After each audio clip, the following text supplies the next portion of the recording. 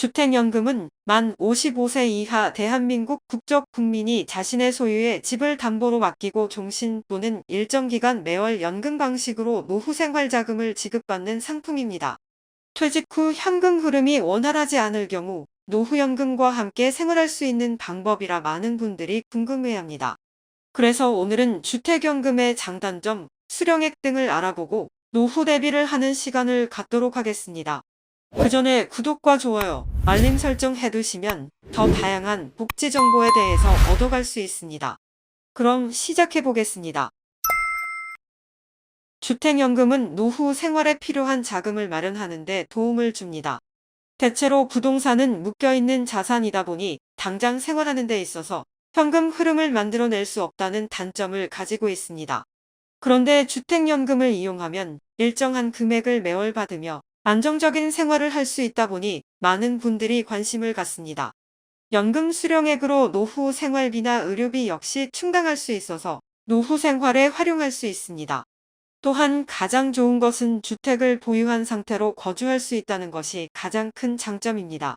거기에 주택가치 상승에 따른 이익도 제공하기 때문에 노후 계획하는 데 활용해보는 것도 좋습니다. 실제 부부 중 하나가 사망할 경우에도 감액 없이 100% 같은 금액을 보장하며 국가가 보증하는 상품이기 때문에 중간에 연금 지급 중단 위험 또한 없습니다.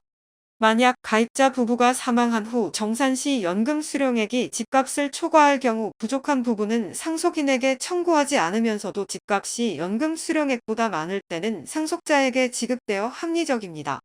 이때 근저당 설정을 하게 되면 등록면허세, 재산세 감면 혜택도 받을 수 있어서 좋습니다. 주택연금의 경우 단점은 물가 상승률이 반영되지 않는다는 점입니다. 주택연금 대출 실행 당시 이율로 고정지급이 되다 보니 시간이 지남에 따라 체감하는 금액이 부족하다고 느낄 수 있습니다.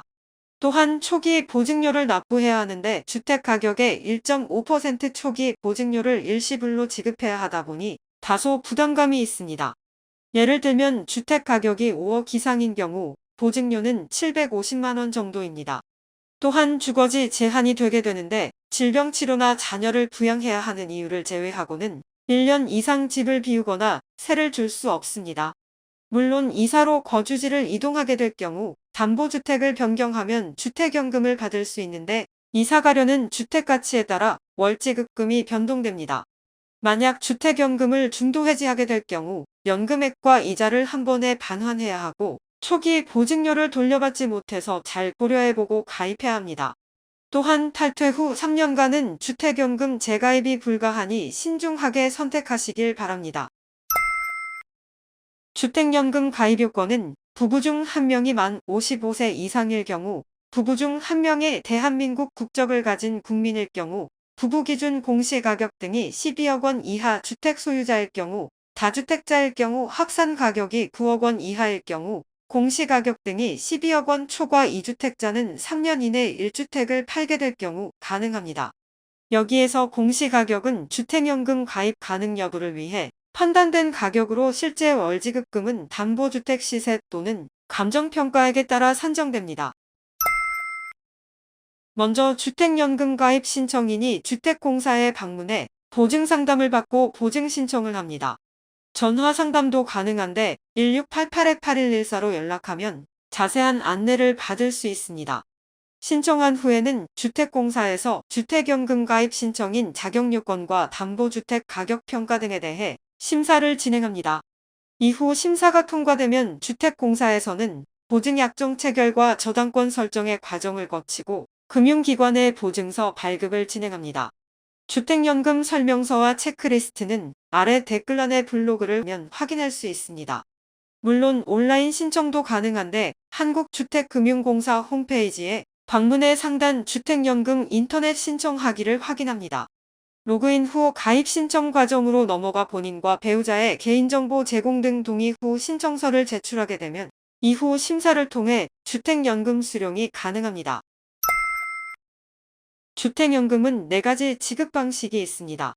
첫 번째는 종신 방식으로 죽을 때까지 지급받는 방식입니다. 두 번째는 확정 기간 방식으로 선택한 일정 기간 동안 월지급금을 받는 방식입니다. 이때 반드시 대출한도 5%에 해당되는 금액은 인출한도로 설정해야 합니다. 세 번째로 대출 상환 방식입니다. 주택담보대출 상환용으로 대출한도 50에서 90% 이내 범위 안에서 일시적으로 찾아 쓰고 나머지는 월지급금으로 종신까지 보장받는 방식입니다. 마지막으로 우대 방식은 주택 소유자나 배우자가 기초연금 수급자이고 부부 기준으로 했을 때 1억 5천만 원 미만 1주택 보유 시 종신 방식 즉 정액형보다 월지급금을 최대 약 22% 우대해서 지급받는 방식입니다. 이때 우대 지급 방식은 인출한도 설정 없이 우대받은 월지급금을 죽을 때까지 지급받을 수 있습니다. 주택연금의 경우 주택의 가치와 소유자의 연령 등에 따라 수령액이 달라지게 됩니다. 2023년 10월 기준으로 종신지급 방식으로 알아보겠습니다.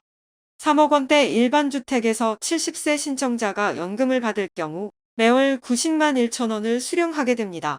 자세한 주택연금 예상연금 수령액은 아래 블로그에 연결해 두었으니 참고하시길 바랍니다.